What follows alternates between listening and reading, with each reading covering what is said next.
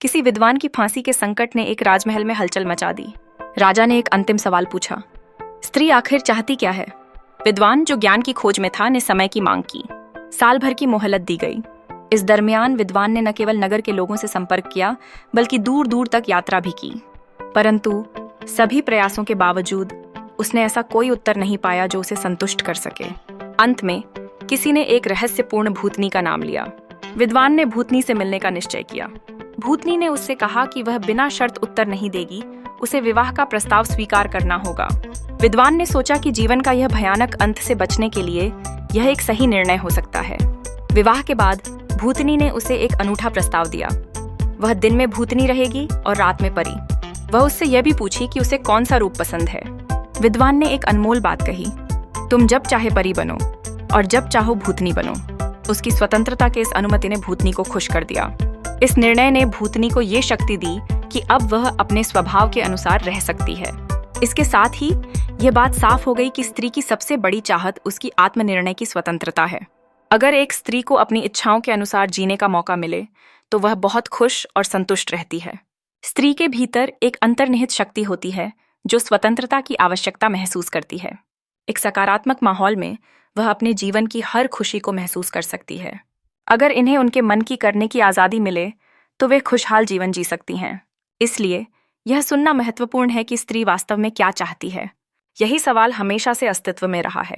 व्यक्तिगत स्वतंत्रता को समझना ही एक मजबूत समाज की नींव रखता है। स्त्री की चाहत इस बात में निहित है कि उसे स्वाधीनता की शक्ति मिले। परी या भूतनी, चुनाव हमेशा उसका है। इस प्रकार विद्वान की यात्रा ने न केवल एक सवाल का उत्तर दिया, बल्कि यह भी दर्शाया कि स्त्री की चाहत उसकी इच्छाओं और स्वतंत्रता की प्राप्ति के साथ ही जुड़ी होती है। इसे समझकर ही हम एक बेहतर समाज का निर्माण कर सकते हैं, जहां हर स्त्री अपनी खुशी और संतोष का अनुभव कर सके। इसीलिए फैसला आपके हाथ में है कि स्त्री अपनी पसंद से किस रूप में रहना चाहती है। स्त्री की चाहत क्या है? एक विद्वान को फांसी लगने वाली थी।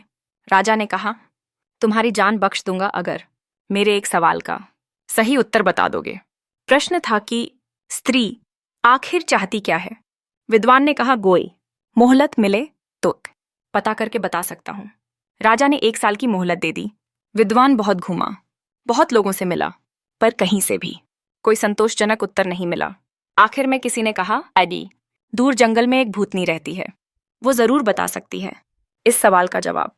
विद्वान उस भूतनी के पास पहुंचा और अपना प्रश्न उसे बताया। भूतनी ने कहा कि मैं एक शर्त पर बताऊंगी, अगर तुम मुझसे शादी कर लो। उसने सोचा, सही जवाब न पता चला तो जान। राजा के हाथ जानी ही है, इसलिए शादी की सहमति दे दी। शादी होने के बाद भूतनी ने कहा, चूंकि तुमने मेरी बात मान ली है तो मैंने तुम्हें खुश करने के लिए फैसला किया है कि तो 12 घंटे मैं भूतनी और 12 घंटे खूबसूरत परी बन के रहूंगी। अब तुम ये बताओ कि दिन में भूतनी रहूं या रात को? उसने सोचा, यदि वह दिन में भूतनी हुई तो दिन नहीं कटेगा, रात में हुई तो रात नहीं कटेगी। अंत में उस विद्वान व्यक्ति ने कहा, जब तुम्हारा दिल करे परी बन जाना, जब दिल करे भूतनी बन जाना। ये बात सुनकर भूतनी ने प्रसन्न होकर कहा, चूंकि तुमने मुझे अपनी मर्जी करने की छूट दे दी है तो मैं हमेशा ही परी बन के रहा करूंगी। और यही तुम्हारे प्रश्न का उत्तर है। स्त्री हमेशा अपनी मर्जी का करना चाहती है। यदि स्त्री को अपनी मर्जी का करने देंगे तो वो परी बनी रहेगी, वरना भूतनी। अल फैसला आपका, खुशी आपकी।